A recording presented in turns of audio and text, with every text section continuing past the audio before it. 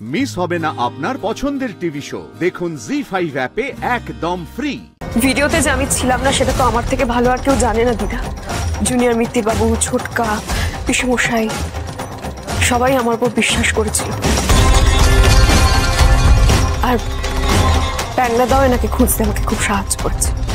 আমি তো হন্য হয়ে খুঁজে বেড়াচ্ছি, পাই না এদিক সেদিক খুঁজে, তারপরে দেখি পাড়ার মোড়ে সেলুনের ধারে দুজনের মধ্যে কি ভীষণ ঝগড়া।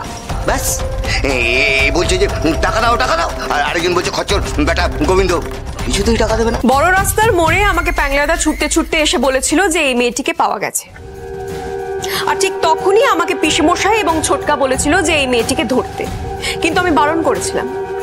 কেন জানো? কারণ এই মেয়েটি যদি তখন পালিয়ে যেত আর কোনোদিন ওকে ফিরে পাওয়া যেত না, তাই প্যাংলাদা একে নজরে নজরে রেখেছে। এরপর আমরা জোনাকির কথা মতন এই মেয়েটিকে জোনাকির পোশাক পরাই, জোনাকির শাড়ি পরাই, জোনাকির মতো সাজগোজ করিয়ে এখানে নিয়ে আসি, যাতে আপনাদের সকলের চোখে ধরা পড়ে যায় যে আসল জোনাকি কে আর নকল জোনাকি কে।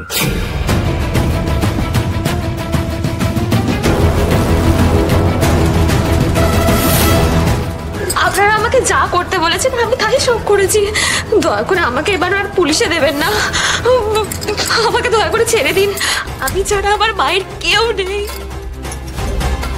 তুমি চিন্তা করো না, তোমার কোনো ক্ষতি হবে না। ওই শয়তানটা তোমায় বলেছিল না যে তোমায় টাকা দেবে? এই নাও,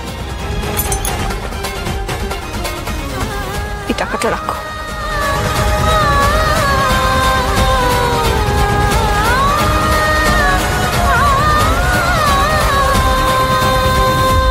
তোমার মা ভালো হয়ে যাবে, দেখো। এই টাকাটা দিয়ে তুমি তোমার মায়ের চিকিৎসা করিও, কেমন? আরেকটা কথা, এই শয়তানদের ফাঁদে আর কোনোদিনও পা দেবে না। দরকার হলে এই মিত্তির বাড়িতে আসবে, আমাদের কাছে আসবে, কেমন?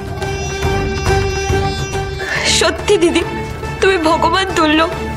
যে মানুষটা তোমার এত বড় ক্ষতি করলো, তুমি তার পাশে এসে দাঁড়ালে। দেখবে ভগবান তোমার কি ভালো করবে, তোমার মঙ্গল করবে।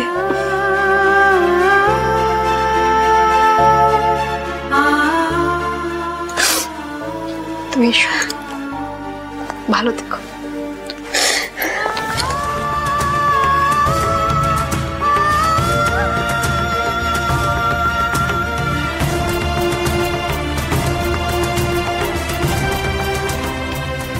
বলেছিলাম না, জোনাকি বিশ্বাসকে পাশে নিয়ে সব প্রশ্নের উত্তর দেব, সত্যিটা প্রমাণ করে দেব। আশা করছি সবটাই সবার কাছে জলের মতন পরিষ্কার হয়ে গেছে।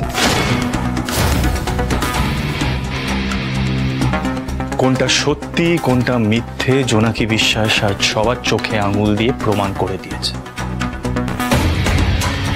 তাই তো?